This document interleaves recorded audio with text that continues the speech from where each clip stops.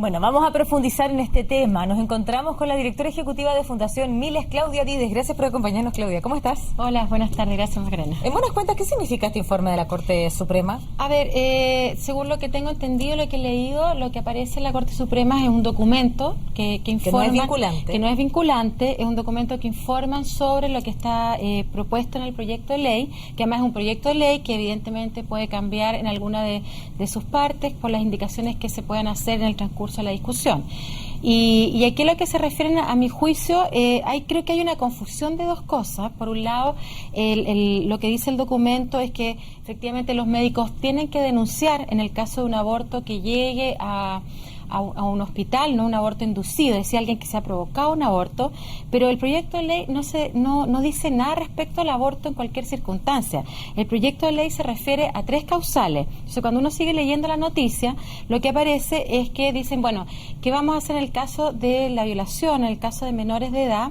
Menores de 18 años y menores de 14 años, porque en el fondo tenemos que esperar que se haga la denuncia, que siga todo el proceso, o se interviene el médico. Y ahí creo que hay una colisión. Yo creo que en lo que hay que precisar que efectivamente las menores de 14 años el aborto se va a poder hacer hasta las 18 semanas y en las de 18 años con consentimiento de los padres. Con consentimiento de los padres, salvo que, y ahí es importante leer el proyecto de ley, salvo que haya un tutor o que pueda pedirse un permiso al Tribunal de Justicia Familiar, digamos, al Tribunal Familiar. Entonces yo creo que hay que ser muy cuidadoso, porque aquí no se está diciendo que los médicos no denuncien en cualquier circunstancia, se está diciendo que el equipo médico lo que tiene que hacer es recibir a esta menor, hacer consejería. No es que la menor llegue y se le hace el aborto inmediatamente, se hace consejería y además se parte la base que la menor no está mintiendo, se parte la base de que la menor tiene derecho a expresar y tiene derecho a ser escuchada, porque si no, y lo que ha pasado en algunas discusiones en el Parlamento y en algunos otros medios es que dicen, bueno, pero la menor puede estar mintiendo, y es lo mismo que decían cuando una menor, un niño, una niña, no se le creía que había sido abusado sexualmente, eran invenciones, fantasía. Aquí yo creo que lo que tenemos que hacer es justamente dar el espacio y dar el consentimiento de que la palabra de la mujer, la palabra de la menor es sustantiva, no hay por qué no creerle. Yo creo que no hay para... Claudia, por lo tanto, desde tu punto de vista, aquí no hay un espacio para la impunidad.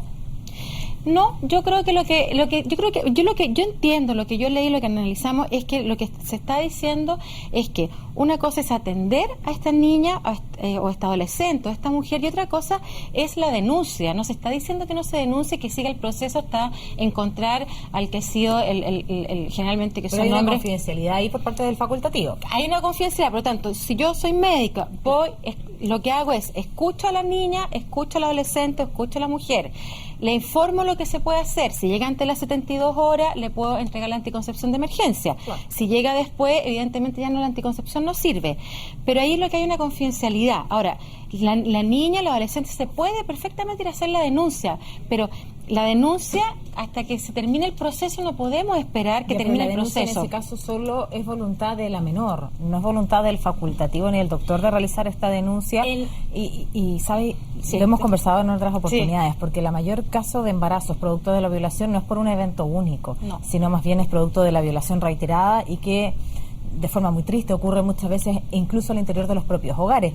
Y tal vez pudiéramos llegar al caso en que tal vez sean los mismos vinculantes que tengan que autorizar a la menor el aborto y que hayan provocado el abuso.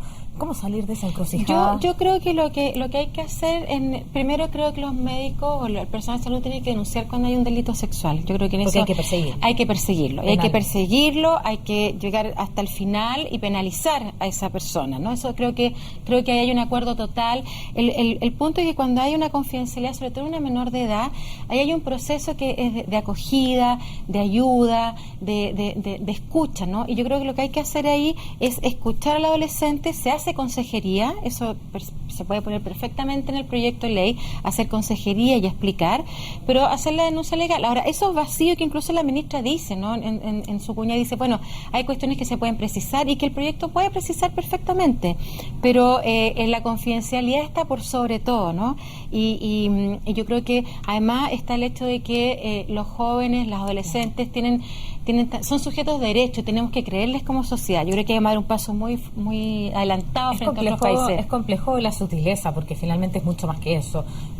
Por ahí la pregunta es si es que debe primar el interés público de penalizar al abusador o bien o debe primar la confidencialidad, y sabemos que cada violación es un caso particular, es una historia en sí misma, pero si la mayoría de ellas ocurre al interior de los propios hogares, bueno, ¿cuál es el sentimiento que va a tener esta menor a la hora de querer o no realizar la denuncia? Y bueno, ¿qué pasa ahí con la encrucijada que va a tener el facultativo, el doctor, de recibir a esta menor que viene con reiteraciones de violación por parte de tal vez un pariente cercano, sí. Y a la hora de, bueno, más allá, ¿cierto?, de practicarle el aborto, ¿no?, decir, bueno, ¿qué voy a hacer si voy a llevar a la justicia a aquel abusador? Lo que pasa es que yo creo que ahí es complejo, porque lo que necesitamos ahí son redes, porque efectivamente una niñita que decide denunciar al familiar que está al interior de su hogar, entonces el Estado va a tener que poner espacio, institución. ¿Es el mayor caso de violación? Sí, claro, el 80%. Si estamos hablando, eso ya se sabe que la misma el documento, según los medios de comunicación, dice que el 80%, ellos lo reconocen. Entonces aquí se necesitarían de otras redes, de que mientras se siga el proceso, la denuncia hasta llegar a la penalización, bueno, habrá que tener entonces espacios donde las niñas puedan estar protegidas, porque si las volvemos a poner en el hogar, evidentemente volvemos a vulnerar sus derechos y pueden ser revictimizadas 1000 veces más. Temor. Claro, incluso con temor. No, mira, la situación es bien compleja. Yo creo que este es un llamado de atención de la Corte Suprema que me parece que es bastante, generoso. No hay ninguna controversia así tan tremenda, sino que simplemente dicen, bueno, ¿cómo hacemos con esta colisión de derechos, ¿no?, del interés público y la confidencialidad? Creo que se puede llegar a un espacio de conciliación, se puede llegar de todas maneras a una instancia, digamos, donde podamos proteger a la niña, pero también protegerla después cuando vuelva a su casa, ¿no? Porque ahí entonces el Estado va a tener que poner otros espacios para poder, evidentemente, no revictimizarla. Ahora, y si es necesario que vuelva a la casa, si es necesario, el abusador está en el mismo lugar. Así es. Entonces yo creo que esto hay que analizarlo, hay que hacer las precisiones que sean necesarias en el proyecto de ley, de todas maneras, y también hay que poner el tema de la consejería. Yo insisto en que lo que se hace acá es que el aborto no se hace a la primera, ¿no? El aborto necesita un espacio de consejería, el porqué de escuchar a las mujeres y después se toman las decisiones que sean pertinentes.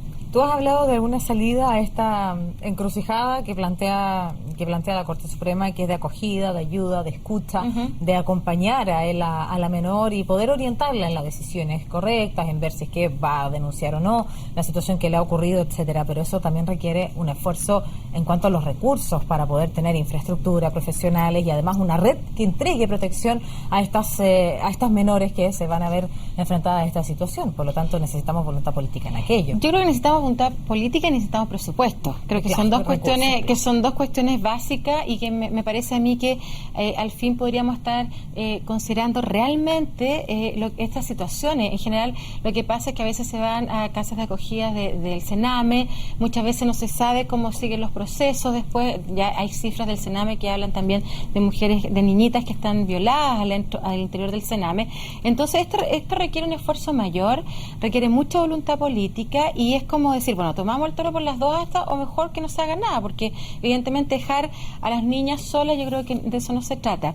Y también decirles que en este sentido creo que es importante la voluntad política. Yo creo que no hay ningún diputado o diputada que yo he escuchado que no se conmueva frente al tema de la violación. Entonces el Estado también se tiene que conmover y poner y ser preciso respecto a los recursos. Y si necesitamos consejería, habrá que tener espacios de consejería adecuados para los niños, así como se hacen tribunales ahora cuando tienen que declarar, ¿no? Yo creo que este es un esfuerzo mayor de la sociedad chilena y del Estado. Sin duda. Esta controversia, como lo has planteado tú, y que deja en evidencia el informe de la Corte Suprema, ¿no fue considerado en el anteproyecto? Bueno, o en la elaboración del proyecto. A ver, yo creo que si uno lee el proyecto habla claramente del tema entre la potestad de los padres, habla de los sujetos de derecho adolescentes, pero además también hay una cuestión que es bien importante, que dice el primer deber es acoger a las mujeres y a las niñas, escucharlas y atenderlas a ellas. Y ahí viene la denuncia, pero no podemos, yo insisto, no podemos dejar, como nos pasó, por ejemplo, en el caso de la Anita Cisné del año pasado, que llegó hasta la 32 semanas, pero además venía con una inviabilidad fetal extrauterina, hasta las 32 semanas sin que el sistema de salud o el sistema de educación se diera cuenta que esa niñita no estaba asistiendo, por ejemplo, al colegio, ¿no? No podemos dejar este espacio sin atenderla. Entonces, cuando se atiende, se acoge, y yo creo que esa es la primera cuestión. Si difícilmente vamos a poder evitar que existan violaciones. Eso es un trabajo muy largo, de largo plazo, y en general siguen siendo los mismos porcentajes de violación en los últimos 20 años. Es alrededor de 2.000 casos anuales. Entonces aquí es decir, miren, ¿qué necesitamos? Consejería. ¿Qué necesitamos? Que campañas, muchas campañas en contra de la violencia sexual, que las mamás muchas veces lo que hacen es cuidar a este hombre, padrastro o padre, o incluso a veces hermano o hermanastro, cuidarlo. Y ahí decirle a la mamá, no, aquí lo que usted tiene que hacer es proteger a su hija de alguien que la está vulnerando su derecho, alguien que la está obligando, alguien que la está acosando todos los días, generalmente, y que termine con un embarazo de reiteradas veces de ser violada, ¿no?